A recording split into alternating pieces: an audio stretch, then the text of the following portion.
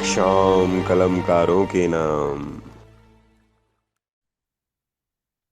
नमस्कार, आदाब, सत श्री अकाल ते खंबागणी। मैं देवप्रिया अमर तिवारी दुबई से कलम के जादूगर मंच द्वारा आयोजित हमारे उभरते हुए यूट्यूब चैनल कार्यक्रम एक शाम कलमकारों के नाम पर आपका स्वागत करती हूँ, अभिनंदन करती हूँ, वंदन करती हूँ। जैसा कि आप सभी जानते हैं कि हर शाम लाती है दिन और रात का प्रणय क्षितिज, पर ये बुधवार की शाम होती है बेहद ही खास, क्योंकि ये मेरे और आपकी मिलने की घड़ी होती है एक साहित्यिक सितारे से, जिसकी कलम की जादूगरी से खूबसूरत और सिंदूरी हो जाती है कि फेसबुक का हमारा पेज कलम का जादूगर मंच सभी नवोदित कलमकारों की रचना और उन्हें आगे आने का मौका देता है। अपने यूट्यूब चैनल की लाइव गोष्ठी के जरिए वो उन्हें और उनके भविष्य में सभी संभावनाओं को तलाशने की मदद करता है। और ये जो शाम एक शाम कलमकारों के नाम हमारा कार्यक्रम है, इसका उद्देश्य है कि मन चाहता है कि हम सब आपको मौका दें एक साहित्यिक क्षेत्र में स्थापित कलमकार से मिलने का और उन्हें सुनने का, उन्हें समझने का और उन्हें जानने का, ताकि हम सीख सकें लेखन की बारीकियों को, समझ सकें साहित्य को और उनसे प्रेरणा लेते हुए रच सकें कुछ रचनाओं को। आज इस कार्यक्रम का सूत्रधार बनने का मौका मुझे मिला, ये मेरा सौभाग्य है, क्योंकि आज के हमारे अतिथि मेरे लिए बेहद ही खास हैं और वो मेरे बड़े भाई तो हैं ही, मेरे गुरु समान भी हैं। इसलिए कलम के जादूगर मंच का मैं बहुत-बहुत आभार व्यक्त करती हूँ कि उन्होंने आज मुझे सूत्रधार के रूप में चुना। तो आज इस कार्यक्रम में हम जिस शख्सियत से आपको मिलवाने जा रहे हैं, उनका नाम है फारूक सर।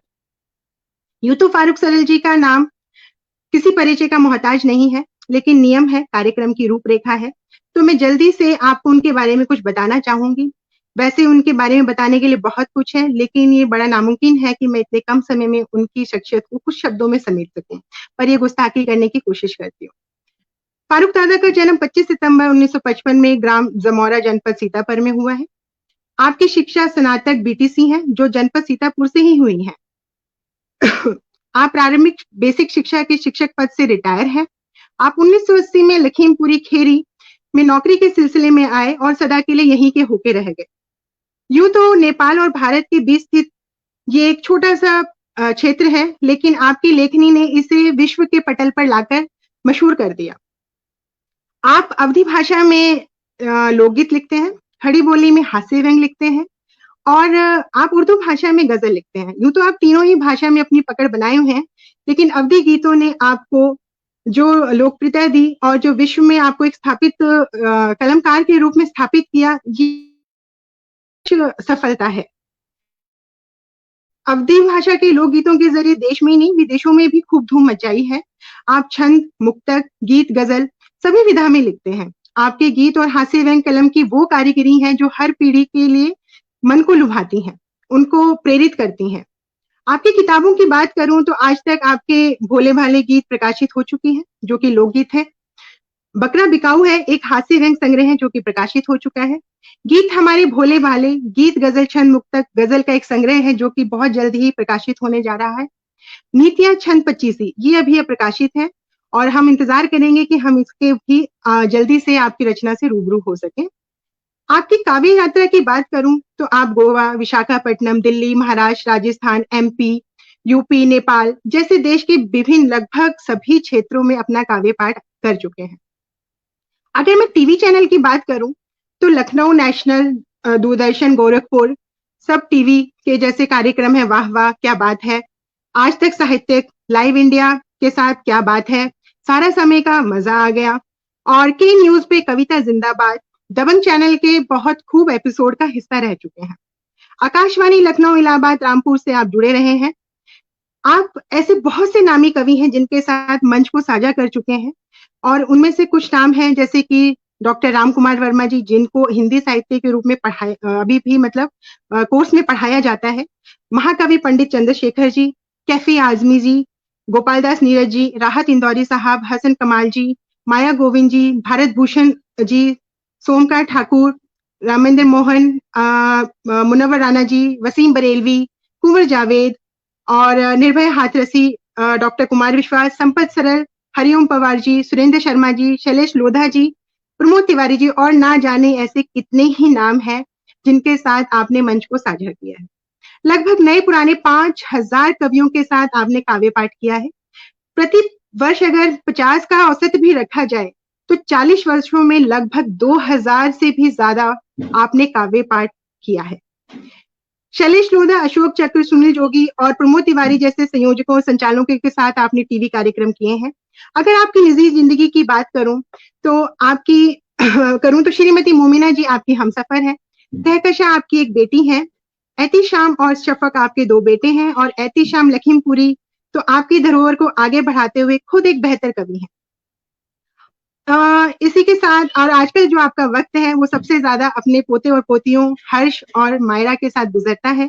इसलिए मैं ज्यादा देर ना करते हुए आपको मंच पर आमंत्रित करती हूँ और इन पंक्तियों से आपका स्वागत करूंगी कि आपके अंदाजे बयान में सच का मायना दिखता है। आपके अंदाजे बयान में सच का मायना दिखता है। आपके नाम के जैसा फारूक कहाँ दूजा आईना दिखता है।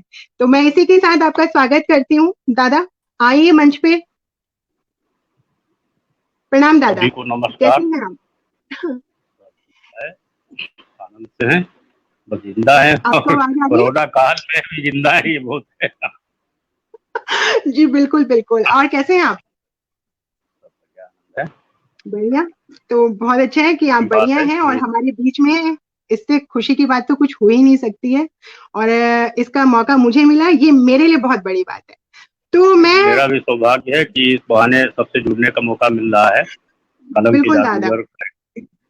जी दादा, बिल्कुल दादा। तो मैं सबसे पहले एक शाम कलमकारों के जो मंच है हमारा, इसके तरफ से आपका स्वागत करती हूँ, अभिनंदन करती हूँ। आपने अपना कीमती समय हमें दिया, उसके लिए बहुत बहुत दिल से आभार व्यक्त करती हूँ।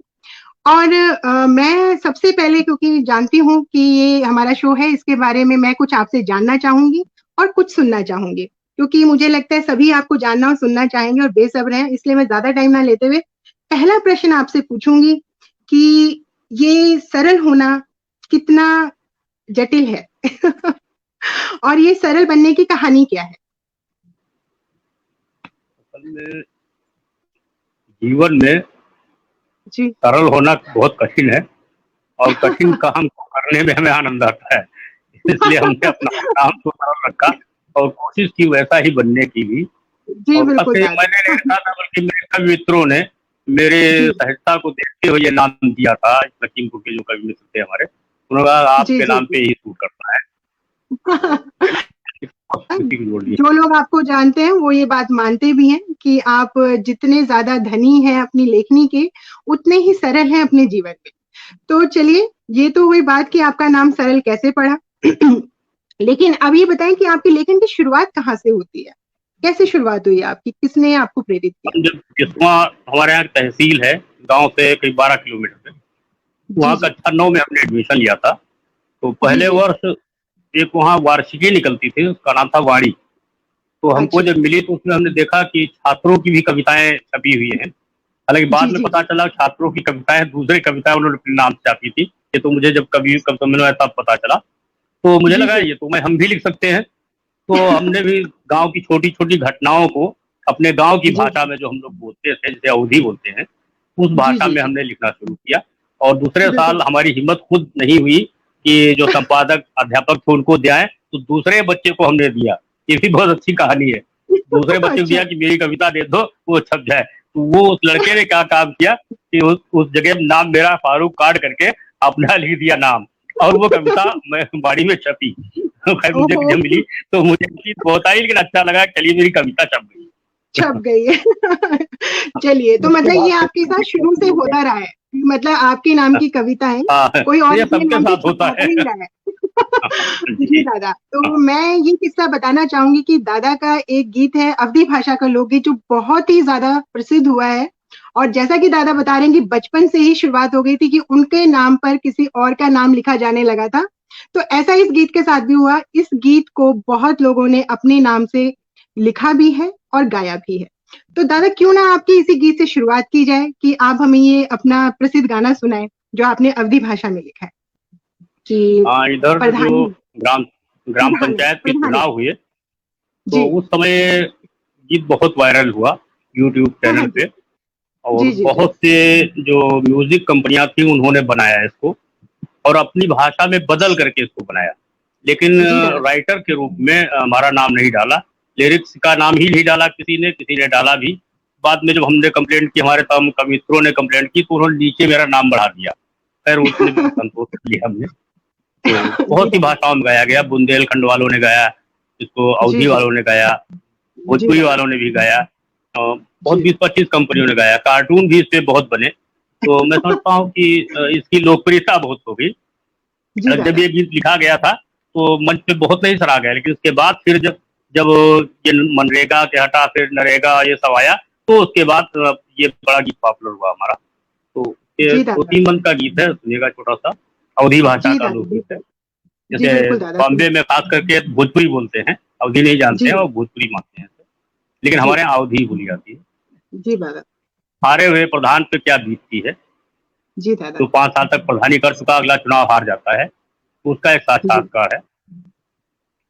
बताओ रमजानी अब का करी हो, बताओ रमजानी अब का करी हो, बताओ दिल जानी अब का करी हो, चली गई परधानी अब का करी हो, चली गई परधानी अब का करी हो, नाली खड़ंजा नरेगा में खायो, पहले की तलिया को फिर से खोदायो, भरायो नहीं पानी अब का करियो, चली गई परधानी अब का करियो, आलू और रोटी को मुंह ना लगायो, तहरी जी और खिचड़ी तो अब लो ना खायो, उड़ायो बिरयानी अब का करियो, चली गई परधानी अब का करियो, मिली है ना अब आंगनबाड़ी की दरिया, खाए खाए टीका मोटान रही पड़िया, भैंसी दुबरानी अब का करियो, चली गई परधानी अब का करियो। ये गीत था जो जी दादा बहुत ही खूबसूरत और बहुत ही सच्चाई को बनाया। समेट लिया आपने तो। जी बहुत सुंदर गीत दादा, बहुत ही सुंदर। मुझे लगता है हमारे सभी दर्शक हंस हंस के लुटपुट हो गई हो और उन्हें समझ में आएगा कि सच में वास्तविक स्थिति क्या हो जाती है जब कोई हार जाता है और वो क्या क्या करता है जब वो प्रधान बनता है। तो ये सब आपने बड़ी सहजता के साथ अपने शब्दों में समेट लिया। तो चलिए दादा आगे ये आपको पद जानने के सफर में। हाँ जी ये पद और नाम दोनों सिंबॉलिक है एक तरह से। वो कोई भी पद जी हो दादा। सकता है, जनता के द्वारा जो मिलता है, गलत लाभ कमा रहा हो आदमी और वो चला जाए हाँ तो ये जी दादा। दिक्कतें आती हैं। दूसरा जी नाम भी हो बिल्कुल सकता है, बिल्कुल दूसरा दादा। पद भी। हाँ दादा बिल्कुल दादा, ये आपने बिल्कुल सही कहा कि ये कोई भी पद हो सकता है और जिससे छिन जाए तो क्या होता है, क्योंकि उसे उसकी कितनी आदत हो चुकी होती है और उसने कैसे उसको यूज किया होता है ये हम सब जानते हैं। तो दादा आपको सबसे पहले पहचान कब मिली? क्या वो कौन सी रचना थी जिसके जरिए आपको मतलब जाना जाने लगा, आपने नाम कमाना शुरू किया? कैसे मैं बताएं आप इसके बारे में कुछ? चैनल पे खास करके जो पहचान हमें मिली, वो जी बकरा बिकाऊ है कसाई चाहिए, ये कविता हमारी बहुत पॉपुलर हुई। हर करीब करीब हर ट्यूब चैनल पे जिस जिस पे हम गए, जी हर टीवी चैनल पे जहाँ जहाँ गए, पहली फरमाइश जी तो दादा। हमारी इसी कविता की हुई। इतिहास में मेरी भी इनका है। बड़ा लोकप्रिय गीत था हमारा। जी जी और जी दहेज जी के ऊपर ब्याज स्तुति व्यंग्य था इसमें, तो जी ये काफी बिल्कुल दादा। पॉपुलर हुआ। और बाकी जी लोकगीतों में जो हमारे संवेदना के गीत हैं वो हमारे क्षेत्र में सबसे ज्यादा स्थापित माने गए, और खासकर मैं संवेदनाओं का गीतकार के रूप में स्थापित जी रहा जी अपनी लोक भाषा में। जी दादा। ये मेरी तो पहचान है खास।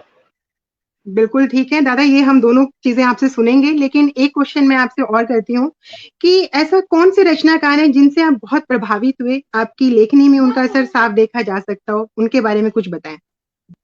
और सबसे पहले जब हम सन 80 में हमने कवि सम्मेलन में भाग लिया, जी तो हमें सुनने का मौका मिला पंडित चंद्रशेखर मिश्र जी को। तो वो द्रौपदी उनका खंड काव्य था, वो पढ़ रहे थे जी और दादा। हम निरंतर रो रहे थे। इतनी ओ संवेदनाओं को उन्होंने छंदों से व्यक्त किया था कि कोई भी जी जो संवेदनशील व्यक्ति है वो रो पड़ता था। उनसे मैं सबसे ज्यादा प्रभावित हुआ। और जब तक वो जी जीवित रहे, जब तक उनके साथ मंचों को साझा किया हमने, जब जब उनका काव्य पाठ का नंबर आया वो अध्यक्षता ही करते थे और अंत में उनका जी काव्य पाठ होता था तो मैं मंच से उठ जाता था। वो कहते मैं बैठो, मैं जी फारूक आ जा, तुमने कहा हम सामने से सुनेंगे। उनको हम हमेशा सामने से बैठ के सुनते थे और बहुत गंभीरता से जी सुनते थे। दादा और जी दादा गीतकारों में सबसे ज्यादा प्रभावित करने वाले जो हमारे थे भारत भूषण जी थे, वो हमारे जी आइडियल थे और हमें बहुत मानते भी थे।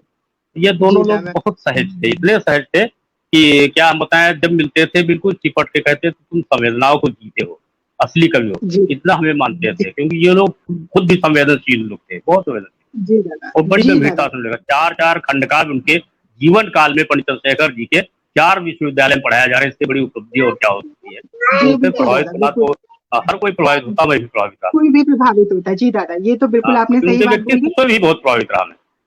जी दादा तो आपने एक बात बिल्कुल सही की कि जो एक लेखक होता है कवि होता है वो भावुक जरूर होना चाहिए क्योंकि वो भावनाओं को जिए ये सबसे जरूरी है तो दादा आपने बिल्कुल सही बताया और इसके साथ ही मैं चाहूंगी कि अब वो हास्य गीत हो जाए जिससे आपको पहचान मिली टीवी चैनल्स पे हाँ, ये बिल्कुल हंसी हंसी बन गया था मेरा, लेकिन जी मुझे भी दादा नहीं पता था कि ये इतना ज्यादा लोकप्रिय हो जाएगा। लेकिन खैर जी इसको दादा बहुत ख्याति मिली। ब्याज जी स्तुति का दादा व्यंग है, सुनिएगा। आजकल समाचार पत्रों में, टीवी चैनलों पे विज्ञापन आते हैं, वर चाहिए जी दादा वधु चाहिए विज्ञापन के। जी तो दादा मैंने भी एक पात्र की संरचना की, योगी पिता का सुयोगी पुत्र जब विवाह के जी योग्य हो गया तो उसने सोचा अच्छा सा संबंध मिल जाए। इसके लिए उसने जी जी समाचार पत्र में एक विज्ञापन दिया कि ऐसे पुत्र के लिए जिसकी ये योग्यता है, ये विशेषता है, एक सुंदर जी वधु की आवश्यकता है और विवाह की जी शर्तें क्या क्या है उसने लिखवाई। जी पिता दादा लिखवा रहा है कि पुत्र के लिए वधु चाहिए जी कि दादा मेरा लड़का है लाखों में एक, साफ दिल का है, नियत का नेक, ऊंचे कुल का है, सुंदर लुगाई चाहिए, ऊंचे कुल का है, सुंदर लुगाई चाहिए, बकरा बिकाऊ है, कसाई चाहिए। योग्यता कि जी थर्ड दादा डिवीजन इंटर से लेकर एमए तक पास है, अफसर बाबू या चपरासी पद की उसे तलाश है, और पुलिस रजिस्टर 8 में उसका सबसे ऊपर नाम है, की रहजनी डकैती कर लेता हर काम है, कर लेता है जिसको भी खत लिखे वो जिसको भी, होनहार ऐसा जमाई चाहिए, बकरा बिकाऊ कसाई चाहिए। विशेष बहुत खूब योग्यता जी शुद्ध दादा स्वदेशी खरीद के वो पहले वस्त्र फकीरी है, दारू की भट्टी पर चलती उसकी दादागिरी है, भूतपूर्व कॉलेज का नेता पूरे शहर में धाक है, इसी से अपने खानदान की सबसे ऊंची नाक है, तो हो दामाद बनाना तो फौरन ही आ जाना, ऐसा जिससे बौड़म हर जाई चाहिए, बकरा बिकाऊ है कसाई चाहिए। बहुत विवाह की सुंदर शर्तें जी दादा कि हाथ थमा दूं बेटे का उसकी बेटी के हाथ में, कि कि हाथ थमा दूं बेटे का उसकी बेटी के हाथ में, 20 लाख की रकम नकद जो लाए अपने साथ में, और फ्रिज टीवी लूं कार साथ में, नहीं जरा भी झूठ है, लेकिन इसमें 4 माह तक 15% छूट है बहुत कि बढ़िया लड़की, अरे कंसेशन माल जल्दी निकलता है ना, कि लड़की बिल्कुल मत और फोटो मत भिजवाए, बस मुझको तो नोटों से सगाई चाहिए, बहुत खूब बकरा बिकाऊ है कसाई चाहिए। जी लड़की दादा कैसी भी हो, जी अंधी दादा गूंगी बहरी हो इससे क्या लेना देना, यदि अपंग हो पैरों से तो बैसाखी दे देना, वह भी है स्वीकार इस गुरु, यह दिमाग का ढीला है, इस पर कोई जोर नहीं है, यह तो प्रभु की लीला है, कि लूली हो लंगड़ी हो दुबली या तगड़ी हो, लेकिन रकम पाई पाई चाहिए, बकरा बिकाऊ है कसाई चाहिए। सबसे अंत में लिखा होता है संपर्क करें, जी दादा इस शहर मुखाबात पता कुछ मुश्किल नहीं लगा पाना, पूरा ब्यौरा मिल जाएगा, सीधे कोतवाली आना, 10 रुपया मुंशी को देना, हम तक वो पहुंचा देगा, 2 रुपया लेकर के जेलर फौरन तुम्हें मिला देगा, बस इतनी मजबूरी है लेकिन जरूरी है, पहले सगाई के रिहाई चाहिए, बकरा बिकाऊ है कसाई चाहिए। वाह दादा वाह, मतलब गजब ही कर दिया, एक को अलग ही रूप तक पहुंचा दिया और उसको एक नया मुकाम हासिल हो गया कि किसी तरह का भी दे सकते हैं, विज्ञापन तो हो सकता है, और ये बड़ा ही शानदार था।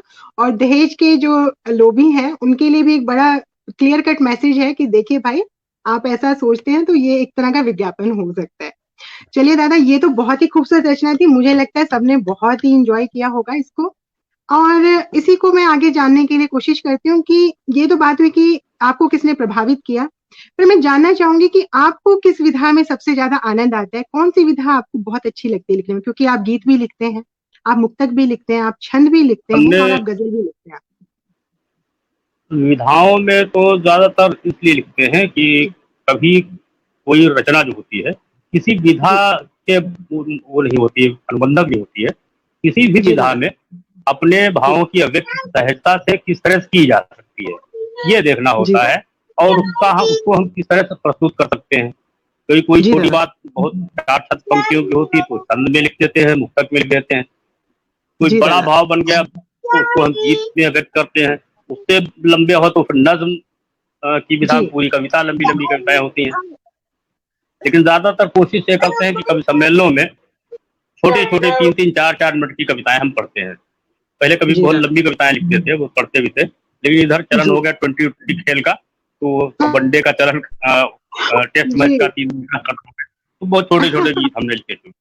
अब पहले बहुत लंबी लंबी कविताएं बिल्कुल, अब तो 2020 का जमाना है, अब इतना टाइम ही नहीं है किसी के पास कि वो इतना लंबा मैच देखे, तो कविता क्या सुनेगा। तो बहुत अच्छी बात है, कम से कम कितना आनंद आ जाता है, आनंद आ सकता है, वो बहुत जरूरी है। तो आपने बिल्कुल सही है।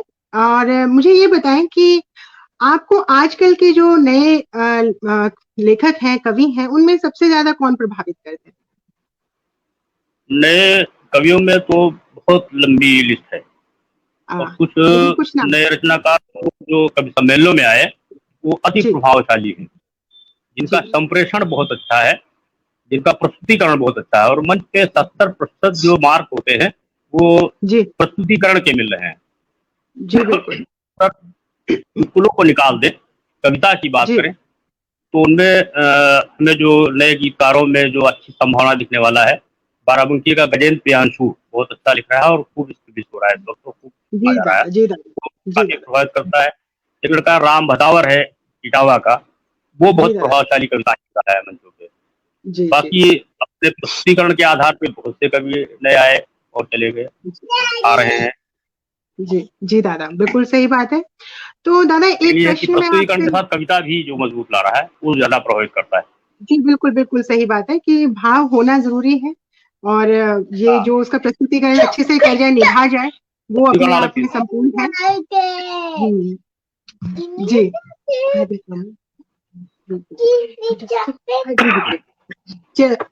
तो दादा इसी के साथ मैं आपकी एक कोरोना काल, जैसे आप जानते हैं कि ये बताएं कि जैसे ये मंच से ऑनलाइन तक आने का और कविता पाठ का जो काव्य पाठ चलन शुरू हुआ है, इसके बारे में आप क्या कहते हैं और कैसा महसूस करते हैं कि ये जो बदलाव आया है ये कैसा है?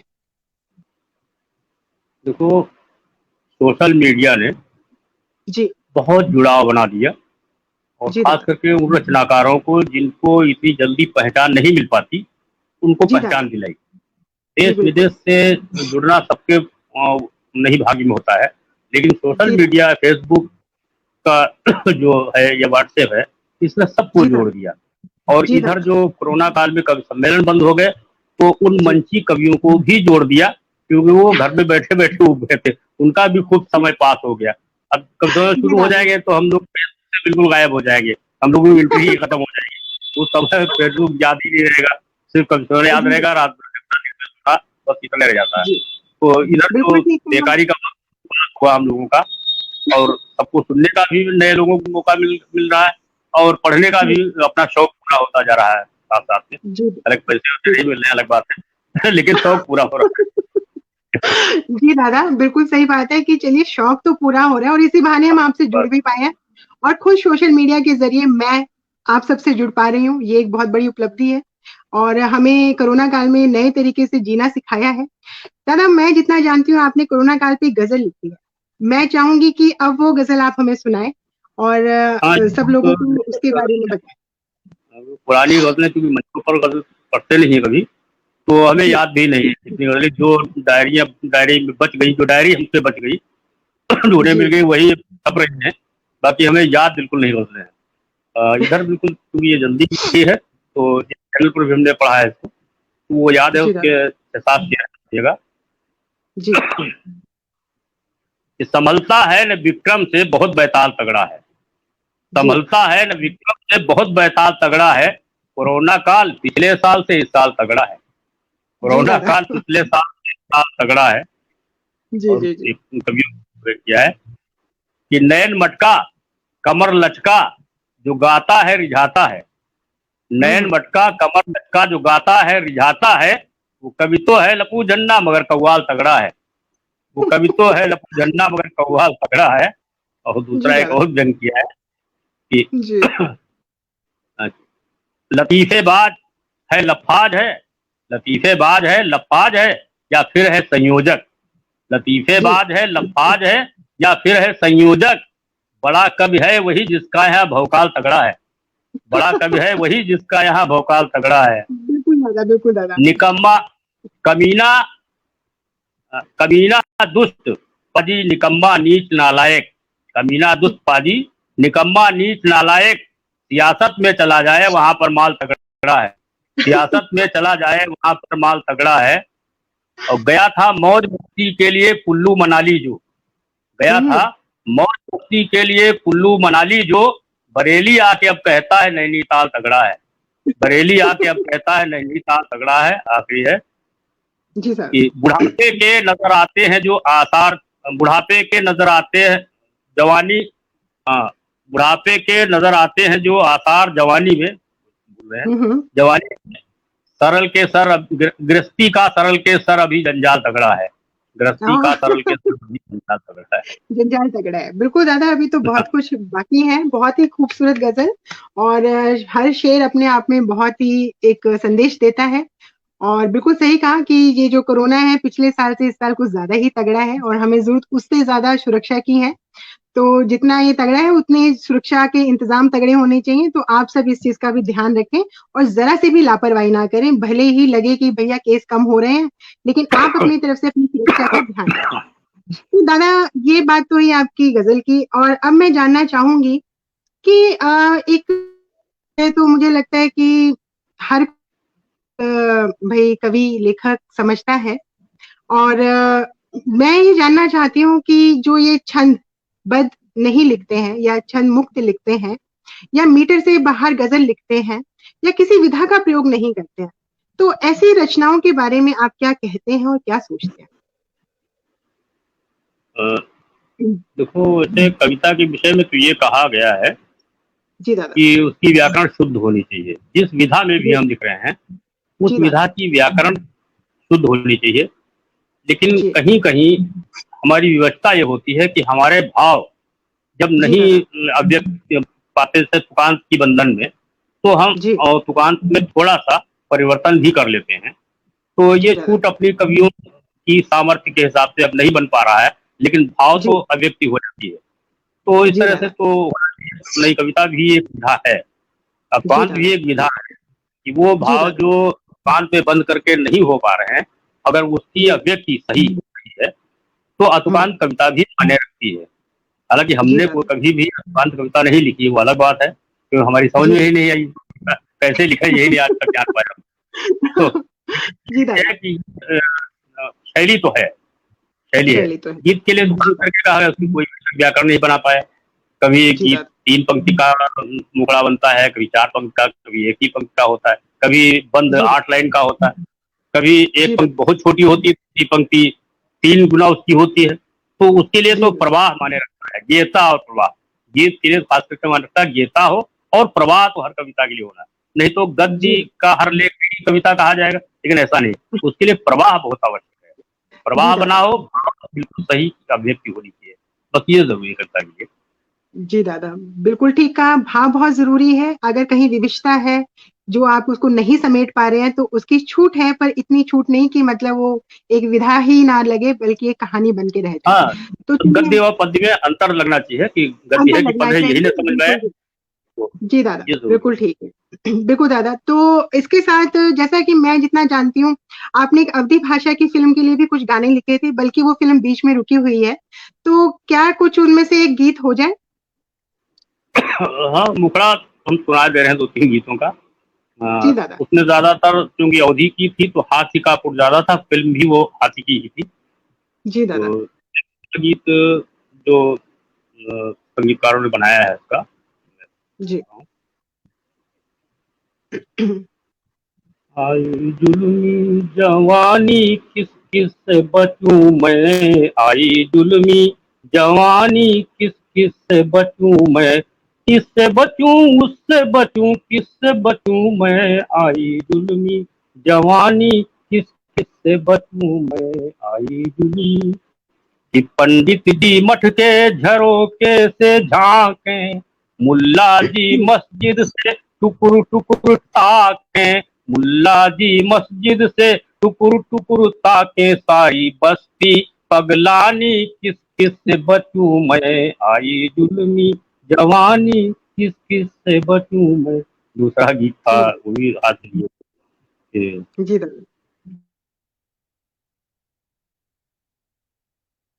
भोली जान के, भोली जान के पटावे दगाबाज रसिया, भोली जान के। मैं जी दादा। हूँ ना मैं ना मैं हूँ गौरैया, समझे मुझे भोली भाली चिरैया, जाल मुंह पे बिछावे कहीं लूसी लगावे, दाना डाल के फंसावे दगाबाज रसिया, भोली जान के, भोली जी जान दादा। के। तीसरा था, भइल पार 65 के, अब तो उमरिया बलम जी, सीधी चलो ना डगरिया बलम जी, सीधी चलो ना डगरिया। तरह के 7 गाने थे, एक कव्वाली थी, 6 गाने। जी। खैर अभी तो आई है, बन रही है, बनती है। जी। तो ये तो बहुत ही सुंदर, और आशा करती हूँ कि बहुत जल्दी हम शायद ये पूरे गाने सुन पाए। और अब मैं आपसे ये जानना चाहूंगी कि जो फिल्मी गीत लिखने का और जो हमारे जो दूसरे गीत हैं जो हम लिखते हैं या नवगीत है, इसके बारे में आप क्या कहना चाहेंगे कि गीत और नवगीत में कैसा फर्क है? और दोनों क्या मंच पे जो गाए जाने वाले गीत हैं और जो फिल्मों के लिखे जाने वाले गीत हैं, क्या इसमें कोई अंतर होता है? असल में फिल्मी गीतों को अगर हम पुराने गीतों को सुने जी तो दादा। उसमें बहुत बड़ी पोएट्री है, बहुत बड़ी पोएट्री धीरे धीरे फिल्मी गीतों में खत्म हो रही है, जी और दादा। सिर्फ म्यूजिक कि उससे उस पर नृत्य कितना अच्छा हो सकता है, नृत्य के ऊपर जी। आधारित गाने बन रहे हैं, वो बहुत ही नृत्य टिकाऊ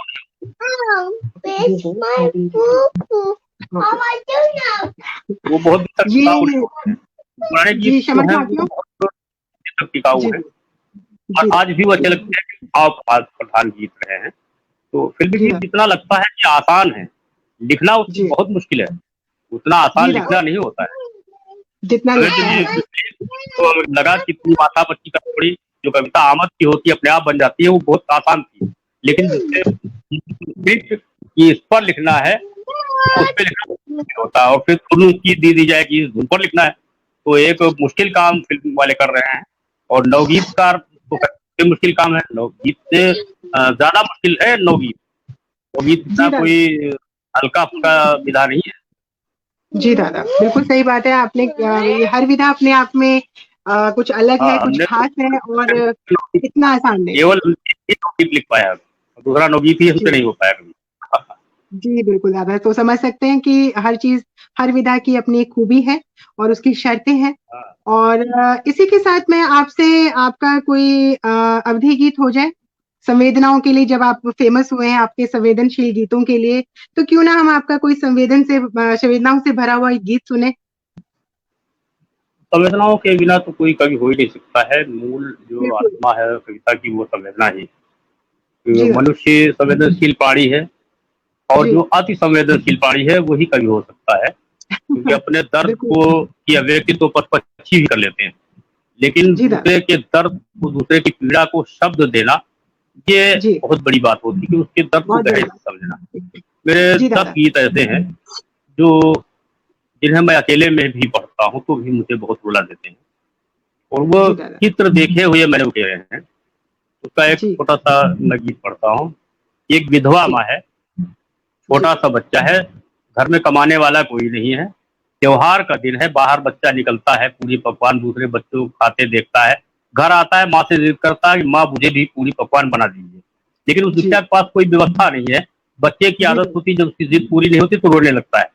जब बच्चा जी। रोने लगता है तो माँ उसे किस तरह से बहलाती है, बस इस जी। यहाँ से गीत को सुनिएगा।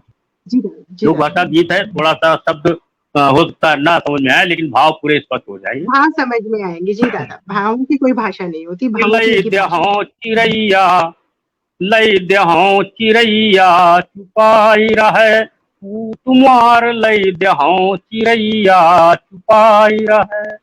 पूरी पूरी रट लगाए नान लड़कवा रोवे, दिहे खिलौना बेधमय नाही महतारी छुपावे। दोपहर तेने आगी बारे झूठ मूठ बकावे, और नान कुतरिया रोवे नाही अब चढ़ी करैया छुपाई रहे। तुम्हार लई देहों चिड़ैया छुपाई रहे। बच्चे को बहलाने के लिए चूल्हा जला दिया, कढ़ाई चढ़ा दी, तेल आटा कुछ नहीं जी। है, बैठी रो रही है, गर्म कढ़ाई में उसके आंसू गिरते हैं और एक आवाज होती छन छन की। उस आवाज को बच्चा सुनता है और बहुत खुश होता है कि लई देहों चिड़ैया छुपाई रहे। निसुसै कुढ़ै भीतर है भीतर ऊपर मुँह ना खोले, अथुआ गिरे कढ़ैया मैया छुनुन मुनुन जब बोले। लड़का समझे बने कचौरी कनियम भिसै डोले, अंगुरी पकड़ देखा वही मैया निकसे नख दुनैया छुपाई रहे। ऊत मार लई देहों चिड़ैया छुपाई रहे। खेलता ख्यालस सोई गवा मुल महतारी ना सोई, कोसी कोसी कह अपन गरीबी सिसुक सिसुक कह रोई। वाचे भर है लड़का जागी तब विधना का होई, और इस गरीबी हम का काहे दीने कुंवर कन्हैया छुपाई रहे। ऊत मार लई देहों चिड़ैया छुपाई रहे। सवेरे लड़का जी। जागता है, रात में सो जाता है बहलाने से, फिर वही जिद करता है तो माँ उसे अंतिम बहाना बनाती है, नो बहलाती है कि लई देहों चिड़ैया छुपाई रहे। कि जाग भोरा रे फिर जब मांगिस तब दुखिया समझाइस, जाग भोरा रे फिर जब मांगिस तब दुखिया समझाइस। सोई गए ललुआ टटिया का हार कुतऊ ना आइस, सोई गए ललुआ टटिया का हार कुतऊ ना आइस। टटियो भर लई गवा दुआरे खाइस कुछ बिथराइस, और बची खुची जो रह या कदुई लई गए वह बिलैया छुपाई रहे। मार लई देहों चिड़ैया छुपाई। बहुत ये खूब दादा, संवेदना। बहुत ही सुंदर। और एक माँ की विवशता गरीबी के चलते जो अपने बच्चे को बहलाती जा रही है कि कभी कुछ अपने आंसुओं को ऐसा लगता है कि वो पूड़ियां तल रही है, कचौड़ियां तल रही है, और फिर वो बोलती है कि नहीं वो तो बिल्लियां भी ले गई, वो तो बनाया तो था ही हमने। तो ये एक विवशता है माँ की, और आपने बड़े ही सुंदर तरीके से अपने गीतों में इसे पिरो दिया। और सच में भावुक करने वाली चीजें हैं जो ये बड़ा मुश्किल है ये काम। तो दादा एक सवाल मैं आपसे अब पूछूंगी कि हास्य करना आपको कठिन लगा कि संवेदनाओं को लिखना बड़ा कठिन लगा, कौन सा ऐसा काम है जो आपको ज्यादा मुश्किल लगा। हास्य गीत तो हमने अपनी मर्जी से बनाया, उसके प्लॉट ढूंढ ढूंढ के बनाए, लेकिन जी। संवेदनाओं के गीत जितने लिखे हैं वो सब जी देखे दादा। हुए हमारे चित्र हैं। जो अच्छा। सामने दिखा वो उसको लिखा। हमने उसी तरह से अभिव्यक्त किया, केवल शब्दों को बांधा है। भाव कहीं दूसरे के हैं, क्योंकि ये दर्द किसी की दूसरे का है, पीड़ा दूसरे की है, लेकिन जो देखा उसको ऐसे लिखा। तो वो जी आसान दादा। काम नहीं था, काम बहुत मुश्किल था। हम्म। लेकिन हास्य व्यंग का तो बहुत आसान लगता है, जब चाहे राजनीति पर कुछ भी लिख दो, और हास्य व्यंग हो जाता है। सबसे आसान जो हमको लगता है वो हास्य व्यंग होता है। बिल्कुल और दादा, सबसे तो ये कठिन आपको संवेदनाओं को लिखना लगता है। जी दादा, तो आप ही की कुछ पंक्तियां मैं लेके आई हूँ जो कि आपके हास्य व्यंग की एक पहचान है। चोर चोर मोसे भाई हो गए, चोर चोर मोसियोते भाई हो गए, कांग्रेस आई तो ये आई हो गए, यार, बसपाई जी दादा बिल्कुल, कांग्रेस आई तो ये आई हो गए, बसपाई तो कभी सपाई हो गए, सत्ता बदली तो भाजपाई हो गए। तो दादा ये आपको सत्ता पे लिखने में बड़ा मजा आता है, मैंने आपकी रचनाओं को पढ़ा है और आप बार बार बड़ी ही मतलब मुझे लगता है टांग खिंचाई करते रहते हैं किसी भी सरकार की, आप किसी को नहीं छोड़ते हैं। तो क्यों ना कुछ एक व्यंग की कुछ हो जाए एक बार, ऐसा ही कुछ आप सुनाएं हमें। राजनीति राजनीति पर व्यंग सुना दें। जी चलिए सुनाते हैं राजनीति। बिल्कुल जी दादा। चैनलों पर खूब है, सबकी वाह पे, और इसे आज तक पे दोनों पे बजा है जी कि दो जी दादा। प्रत्याशी, जो आपने मुक्तक पढ़ा है ये बिल्कुल उससे जुड़ा हुआ है कि जी दादा। नेता को दल बदलने में कोई दिक्कत नहीं, क्योंकि सभी दल एक ही जैसे हैं, चाहे जिसमें चाहे जो चला जाए, कोई दिक्कत जी नहीं होती है। तो इसी तरह से जी जनता की दृष्टि में भी प्रत्याशी एक ही जैसे होते हैं। दो जी प्रत्याशी दादा। अगर सच बोले तो वो क्या बोलेंगे, और मेरी समझ से हम्म, दूसरे ही बोलना काफी है, दूसरे बोलने की जरूरत है नहीं। दो प्रत्याशी सच बोल रहे हैं चुनाव मैदान में जी कि दादा। एक से बढ़कर एक लुटेरे, एक से बढ़कर एक लुटेरे, सब कुर्सी को खड़े हैं घेरे, एक दूजे पर आंख करे रे, चोर चोर भाई मौसेरे। इस कुर्सी पर हम बैठेंगे, इस कुर्सी पर हम बैठेंगे, कहीं और तुम किसको हमारे सिवा बोलो चुनोगे तुम किसको, हमारे जी सिवा बोलो चुनोगे तुम किसको। जी दादा। पहला पहली समानता कि मैं हूं पंडा ये है काजी, मैं हूं पंडा ये है काजी, दोनों ही कुर्सी से राजी, न मैं पुजारी नए नमाजी, मैं भी पाजी ये भी पाजी, फर्क नहीं पड़ता है कोई, मुझे चुनो या इसको, हमारे सिवा बोलो चुनोगे तुम किसको, हमारे सिवा बोलो चुनोगे तुम किसको।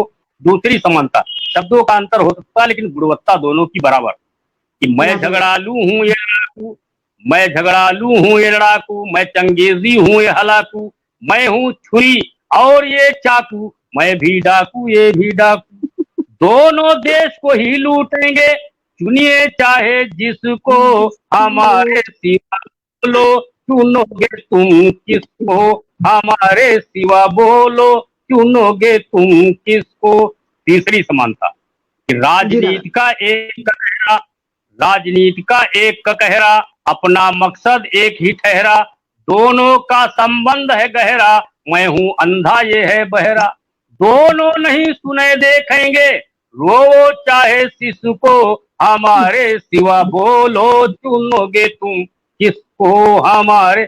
चौथी समानता जी दादा। कि अपना एक है काशी काबा, अपना एक है काशी काबा, शहर के बाई पास का ढाबा, शाम ढले तो वही जनाबा, उड़े कबाबा चले शराबा, दोनों एक साथ विश करते, किस करते हैं मिस को, हमारे सिवा बोलो सुनोगे तुम किसको। अच्छा है, लड़ाई झगड़े बहुत थोड़ी देर, चुनाव खत्म जी झगड़ा खत्म, फिर पता नहीं यार किस दल से चुन के भेजो, किस दल में वो मिल जाए।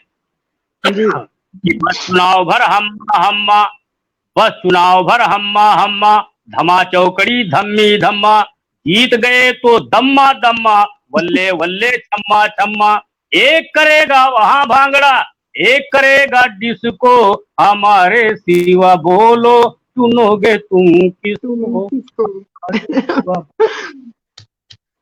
बहुत खूब राजनीतिक दादा, बैंक बहुत बहुत खूब। बहुत सी कविताएं हैं राजनीतिक बैंक पे, नहीं मैं जितना और सबसे आपको आसान हम पढ़ा कही। नहीं मैंने आपको बहुत पढ़ा और मैंने जान पाई हूँ कि आपको मतलब ये व्यंग और खास करके मतलब राजनीति पे आपका बड़े ही इस पे पकड़ रही है और आप हमेशा कुछ ना कुछ नया लिखते रहे हैं। तो अब मुझे लगता है कि मैं आपसे पूछूं कि आप हमारे जो नए रचनाकार हैं जो अभी लिखने की कोशिश कर रहे हैं, सीखने की कोशिश कर रहे हैं, उनके लिए क्या संदेश देना चाहेंगे। नए रचनाकारों से हम इतना ही कहेंगे कि जो भाव उनके अंदर आ जाए उन भावों की जैसे भी अभिव्यक्त कर पाए वो अभिव्यक्त जी करें, दादा, लेकिन निरंतर लिखते रहें। आज जी नहीं तो दादा, कल उनसे कोई अच्छी कविता हो जाएगी और जो उनकी जी हस्ताक्षरित कविता बन जाएगी, जिसे सर्वमान्यता मिल जाएगी, सर्वमान्य हो जाएगी जी वो कविता। तो लिखते जी खूब दादा, रहें, जी, पढ़ने पर थोड़ा कम विश्वास रखें हम्म, क्योंकि पढ़ने के अवसर बहुत मिलेंगे।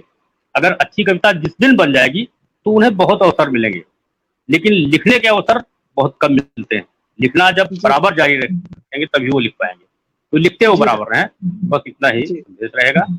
और कोशिश करें कि जी जो लिखें तो किसी अपने से बड़े कवि को, जिसे वो मानते हो अच्छा कवि, उसे वो दिखा लें तो ज्यादा अच्छा होता है। कुछ गलतियों में उनकी सुधार हो जाए तो और अच्छा हो जाएगा, जी क्योंकि बिल्कुल स्वनाम दादा, धन्य कभी कोई नहीं हो सकता है। जी दादा, ये तो आपने बिल्कुल सही कहा। तो अब मैं चाहती हूँ कि आपका एक पढ़ती हूँ मैं मुक्तक फिर से कि आके जाने की। अ, दादा हमसे कनेक्शन कट गया है क्या? दादा मेरे को लगता है हमसे जुड़े थे, लेकिन अभी शायद मैं उन्हें देख नहीं पा रही हूँ। अ, उम, देखते हैं, उनका इंतजार करते हैं कि शायद दादा हमसे फिर से जुड़ जाएं एक बार।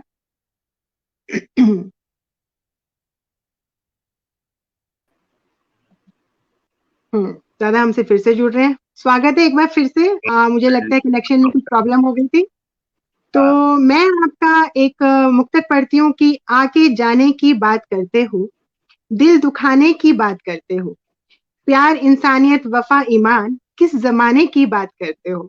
तो इतनी खूबसूरत लाइनें दादा, आप इतना सहज कैसे लिख लेते हैं? इतनी आसानी से बहुत कुछ लिख लेते हैं, और मैं जितना आपको पढ़ती हूँ मैं जान पाती हूँ कि इतना सरल तो सब कुछ नहीं है जितना सरल आपने उसे बना दिया है। तो आपकी पसंद का कोई गीत या कोई रचना आप हमें सुनाएं, और उसके बाद फिर हम आपसे इजाजत लेंगे क्योंकि समय की सीमा है। लेकिन मैं एक गीत आपसे फिर सुनना चाहूंगी जो आपको बहुत पसंद हो, आपके बहुत दिल के बहुत करीब हो। बहुत छोटा सा जी, गीत है, और हमने कहा था ये नवगीत को कह सकते हैं, और जीवन में हमने एक ही नवगीत लिखा है, लेकिन मुझे बहुत जी दादा, अच्छा लगता है। जी वो दादा, अपना वो जो सब, जिसे हम सबसे ज्यादा चाहते हो और इतनी दूर चला जाए जिसके लौटने की कोई संभावना ना हो, लेकिन वो जी दादा, एक पल को भी हमसे अलग नहीं होता है। ये स्थिर जी भाव है। दादा, अगर वो हमसे अलग जी, हो जाता है एक क्षण के लिए, तो इसका अर्थ है कि जी, हमें हमारे उसके प्रेम में कहीं कुछ कमी थी। तुम- तो उसके लिए हमारे भाव हमेशा, चाहे जितनी दूर है, हमारे लिए भाव अच्छे रहते हैं, क्या कामनाएं रहती हैं। वो बंद का गीत है।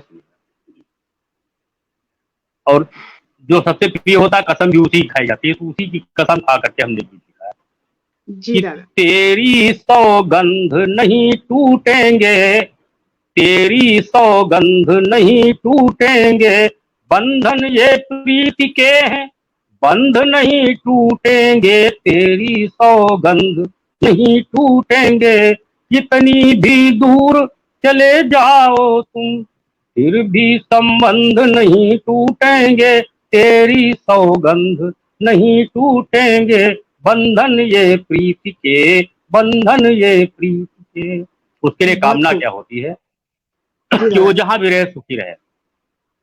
कि अमराई बगिया में पपिया से बोलो तुम, अमराई बगिया में पपिया से बोलो तुम, बन के मकरंद भ्रंद अंतस मद घोलो तुम, सुमनों बहुत खूब। की गंध लिए पूर्वा संग होलो तुम, अंबर पे मेघों के संग संग डोलो तुम, अंबर पे मेघों के संग संग डोलो तुम, कितनी भी दूर चले जाओ तुम, कितनी भी दूर चले जाओ तुम, मन के अनुबंध नहीं टूटेंगे, तेरी बहुत खूब। सौगंध नहीं टूटेंगे, बंधन ये प्रीत के, बंधन ये प्रीत के। ऊपर जो कवि बहुत कामना खूबसूरत। करता है, अगर उनमें से वो जी कुछ दादा, हो जाए तो संबंध बना कैसे रहेगा। उसका उत्तर मिलता है कि चहकोगे जब भी स्वर अमृत बरसाएंगे, महकोगे उपवन में हम सुगंध पाएंगे, और बन के घन टपकोगे बूंद बूंद धरती पर, मन में कुछ सुधियों के अंकुर उगाएंगे, मन में बहुत कुछ सुंदर। सुधियों के अंकुर उगाएंगे। कितनी भी दूर चले जाओ तुम, फिर भी संबंध नहीं टूटेंगे, तेरी सौगंध नहीं टूटेंगे। बहुत सुंदर। बंधन ये प्रीति के, बंधन ये प्रीति के। बहुत ये सुंदर मेरा दादा, बहुत सुंदर, इतना सुंदर गीत। और आपने बिल्कुल सच कहा कि बंधन नहीं टूटते हैं, वो तो दिलों से जुड़े रहते हैं, भावों से जुड़े रहते हैं। और संबंध कभी नहीं टूटते हैं, वो हमारी भावों में, हमारी यादों में हमेशा बने रहते हैं। और दूरी कितनी भी हो जाए, सच्चा प्रेम हमेशा अच्छी मनोकामना ही करता है उसके लिए। और कभी उसको मतलब कहते हैं ना कि शिकायतें नहीं करता है, वो चाहता है कि वो जहाँ रहे खुश रहे, कैसे भी रहे, कोई दिक्कत नहीं है। तो आपने बिल्कुल सही कहा और बहुत ही खूबसूरत दादा। जाने का तो बिल्कुल मन नहीं करा, कि आपसे इजाजत लेने का भी बिल्कुल मन नहीं करा। लग रहा है आप गाते रहें और मैं फिर आपको कभी सुनती संयोग रहूं। बनेगा। बिल्कुल दादा, बिल्कुल। और मैं चाहूंगी कि कभी ऐसा फिर जल्दी ही मुझे मौका मिले। तो इस बात के लिए मैं आपके लिए कुछ लिखा है कि खत ना हो कभी ये लम्हे, मैं तो बस यही चाहती हूँ।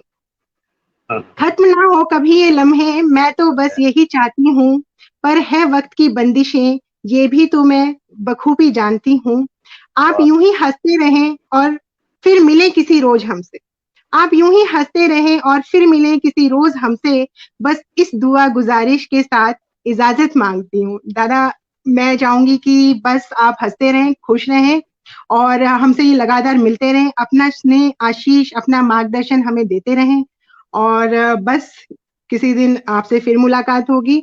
और इसी सब के साथ मैं आपसे इजाजत चाहूंगी। बहुत बहुत सभी धन्यवाद कि सभी आपने अपना श्रोताओं का वक्त भी दिया। बहुत बहुत आभार, जो चैनल जी को बिल्कुल। देखेंगे। श्रोताओं के लिए जी भी दादा। कर दीजिए। जी बिल्कुल दादा, मैं अब आप सबसे ये कहूंगी कि आप इस वीडियो को ज्यादा से ज्यादा लाइक, कमेंट करें, शेयर करें, ताकि सब लोग दादा को सुन सकें और उनसे बहुत सी चीजें सीख सकें। और आप सबका बहुत बहुत शुक्रिया कि आप सबने अपना कीमती वक्त हमें दिया और हमें सुना। और इसी चीज के साथ मैं आपसे इजाजत चाहूंगी और फिर किसी रोज आपसे मुलाकात होगी। तब तक के लिए सुरक्षित रहें, अपना ख्याल रखें। धन्यवाद। प्रणाम दादा, बहुत बहुत